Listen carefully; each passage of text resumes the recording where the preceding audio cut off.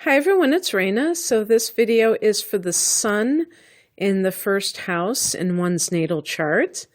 And the sun represents our ego, but we have to remember that the ego isn't necessarily a bad thing. There's the healthy ego as well as the toxic ego. The healthy ego I would describe as our sense of ourselves as an individual and those talents that we possess that make us stand apart from somebody else. And so the sun also represents the sense of purpose that we have in life, what we aspire to do, and our core personality traits. And the first house is the house of the self.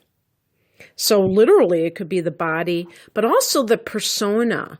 So this is where it gets tricky because is the persona the self? Well, we would say no. The persona is that maybe illusion of who we are, the mask that we project onto others as our image, if you will. And, I was thinking about this before I started recording, about how the paparazzi love to take pictures of famous stars, and I'll say especially women who are without their makeup, because they want to show this is who they really are without all of that facade, that the makeup that they wear that makes them look so polished and so better looking than the average person. See, they're really not better looking, and they think that they're exposing them. And so in a sense, you could say that the persona, even in the physical sense, the way somebody dresses, the way that they do their hair, or the way that they talk, that might not be how they always dress, talk, and act. And so that we have to not really look at that as the true self, the core self. And so when I was compiling this list, I was kind of like saying, I don't think that that's really the true self, though. But it is considered the self, the first house. And so I'll just say the jury is out on that. I think that what we can say, it's the face that you put towards other people. And I call it facade, face, facade. So one thing about the sun in the first house is that it renders the person larger than life. And so this means that this can be like in the sense of the person's persona is very distinctive and they shine. And actually, these kinds of people from an early age may excel in whatever they do or whatever they choose to do. And so not only is it like, do they have that star quality that we would associate with the sun, but they have very visible talents that others can see, and they tend to be at the top of everything. And this is, I have to say something that the first house is ruled by Aries and its ruler Mars.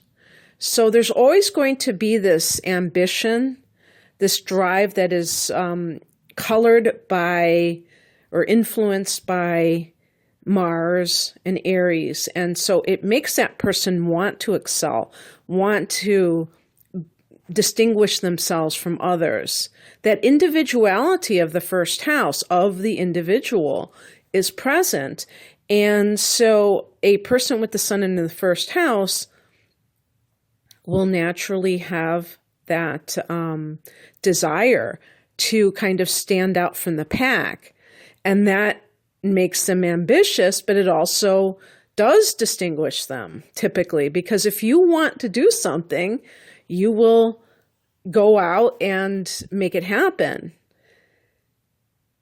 And so what I would assume, given this fact, and talking about the Aries influence, the Mars influence, is that I'm sure that people with the sun in the first house are very competitive and that they want to be number one. And obviously this can present challenges when they encounter somebody who is at their level, who really poses a threat to their domination. And so that might be kind of somebody that they are a little bit irked by, perhaps, and maybe they prefer people that will not threaten their number one status, or that might get a little bit of the limelight. So, but that is going to be somebody who kind of takes it too far. If a person is more balanced and they have the sun in the first house, then chances are it's just like competing with oneself. Competition, again, just like these other qualities, is not necessarily a bad thing either, as long as it's not toxic, where you're just doing it to, for self-aggrandizement. But if you're doing it because you really want to better yourself and you're always competing against your latest accomplishment, then that's fine. And so these people can also be very creative, and especially with self-expression. So what I would say, particularly, it might even involve the body. So maybe a dancer, maybe somebody who is an actor, an actress, who uses physicality as part of their creativity. And also somebody who is a performer, where you're not just like, if somebody is a singer, typically you're not just listening to their voice and saying they have a wonderful voice. A lot of times they can have a style of performance that makes your eyes glued to the stage, because you love how they move. You love their aura when they're on stage. And this is the kind of thing with the sun in the first house. The person wants to be the center of attention. They may want to be idolized. And that sounds, in and of itself, I think a lot of people would have a reaction that sounds a bit egotistical, right? But if you think about the sign that is ruled by the sun, which is Leo, a Leo person, or a sun type of individual, somebody who's ruled by the sun, if you have Leo rising too, this is natural for them. And if they are balanced, they can be inspirational to others because of their charisma. So it's not necessarily a bad thing at all. Being idolized, if you are somebody who is inspirational and other people really respect that quality in you, they may look up to you. And that, again, can be wonderful if you are a worthy role model. So none of these things are bad in and of themselves, but I guess the point is that if it tips over into egotism, that's when it can get a little bit ugly or, not so great. Let's put it that way. So the person tends to be positive, sunny.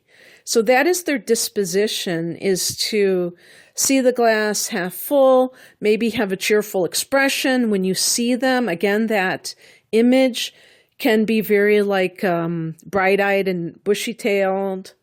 And this positivity may extend to self-care of the body, because, again, that is the first house. So they may be very conscientious about their body. They may want to show off their body. So again, if they're wearing clothing, they may wear clothing that is very body conscious, hugging the body, showing off. I mean, this could be males as well. If they have ripped abs, wearing shirts that really show off their physique. And I was even going to say, maybe part of their showing off or creative self-expression could even be with bodybuilding, even though that's not creative. I mean, kind of showing off the body, but doing something competitive. And so that could be something that is very appealing to them. And it's almost like worship of the body. So let me see about...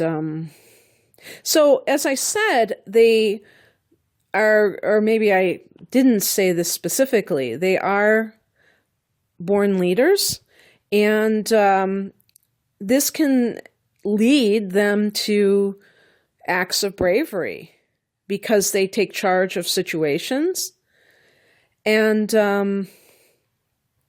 again, you know, Mars ruling this house, Mars is the god of war. So I can see why they would say this. And I want to give a shout out to Codex. I don't know the official website name. I think it's codexastrology.com, where I got a lot of these key phrases. They were down for a while and now they're back up. And I'm so happy for them because they're a great resource if you are interested in astrology.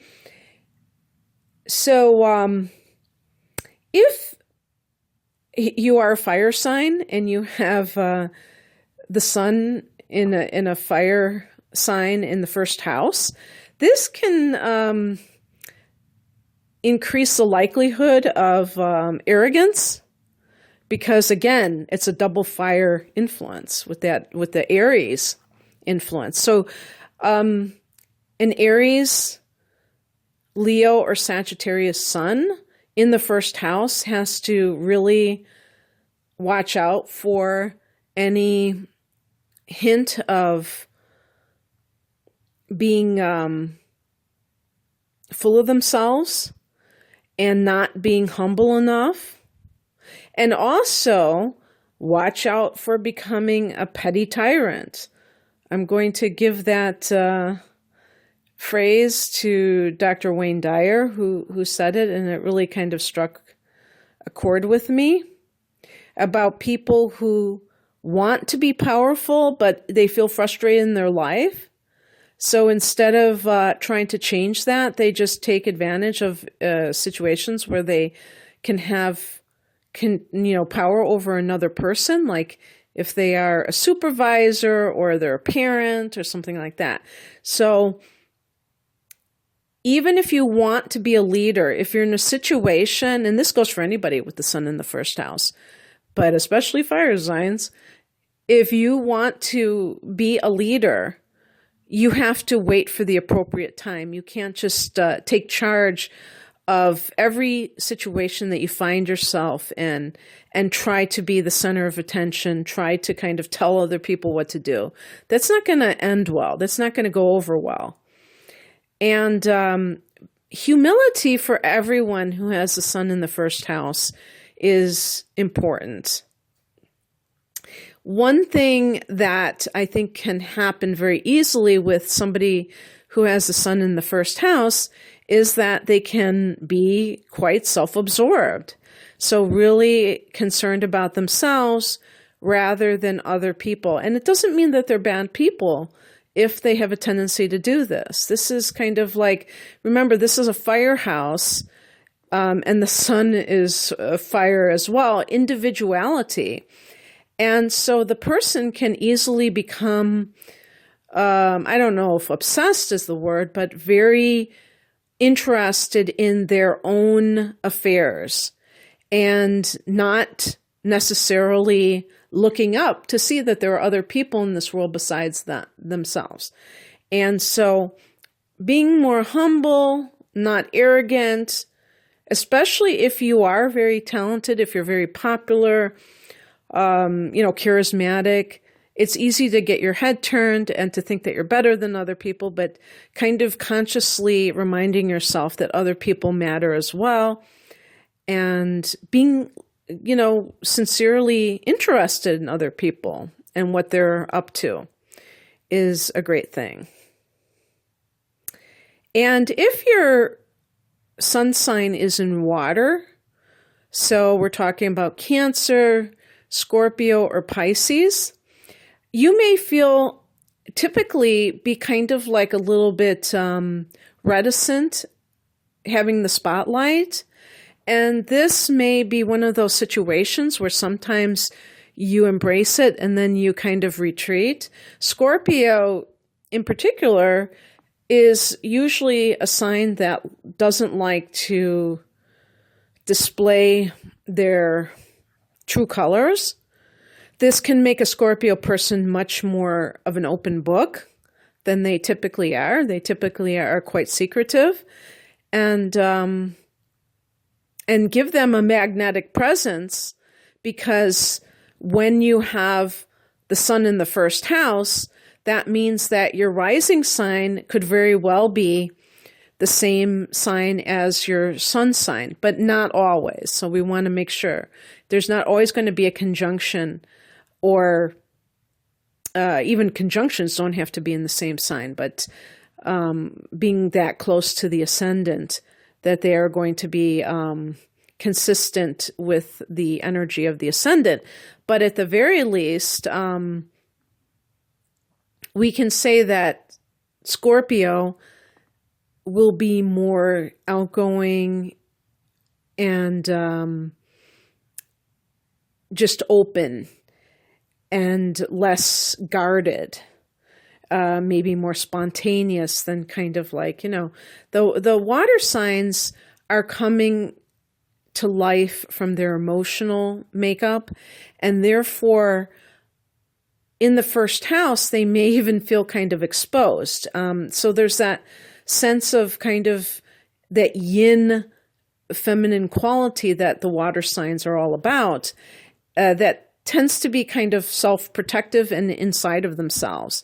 I mean, Pisces rules the 12th house, which is like the house of the hermit. So Pisces can be more outgoing in the first, and Cancer can be very shy, sometimes reticent. And in the first house, there's more of a confidence. That's another, I don't know if I even said confidence. That's another thing that is true of this particular placement of the sun, is it imbues the person with a sense of confidence. Now, for the earth signs, Taurus, Virgo, Capricorn, it can give them a little bit more color. They tend to be kind of dry, matter of fact, and this can give them a bit of an entertaining quality and, more pizzazz. And by the way, speaking of pizzazz, in terms of the style of dress, I always think of, like if I was going to talk about Leo rising, I think of gold lame and, very, even gaudy, you could say, clothing that is very showy, kind of like in show business, where there's a lot of sparkly things and just loud colors. It's like, look at me, look at me.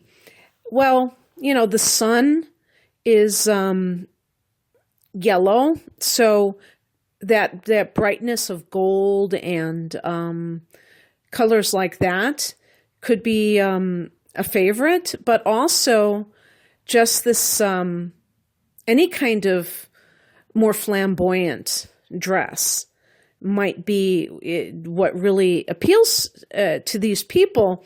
But even, let's say somebody is an earth sign, like a Virgo or a Taurus or a Capricorn, and they might favor neutral colors, things that don't really draw attention to themselves and that kind of blend into the woodwork. They may have a little bit more flamboyance in how they dress. With the air signs, they tend to be not necessarily dry, but more detached emotionally.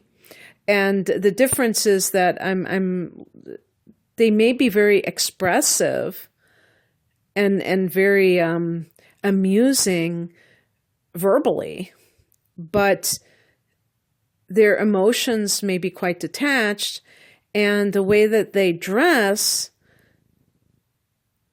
except for perhaps Libra, which is really associated with, Venus and beauty, for the most part, they may not really care that much. I don't think Gemini and Aquarius care about clothing and things like that, but this may make them much more body conscious and conscious of clothing and styles, hairstyles, and things like that. Air signs sometimes can be detached from their bodies and have a real sense of not really caring about that, the physical, because they're like in the air, and they're more abstract, and the body is so mundane after all. It's down there, so this can give them that connection to their physicality, and as I said, it could even extend to being more concerned about dress. Now, as I said before, Libra, out of the three of them, may already be a clothes horse and fashion savvy, and this may make a Libra person even more so. And very good for the entertainment field, definitely, with Libra in that first house with the sun in Libra. Okay, well, I hope that you enjoyed this. And if you would like a private reading where I do this sort of analysis, I have natal chart interpretations and things of that nature. I have links provided below this video. Take care of yourselves. Bye.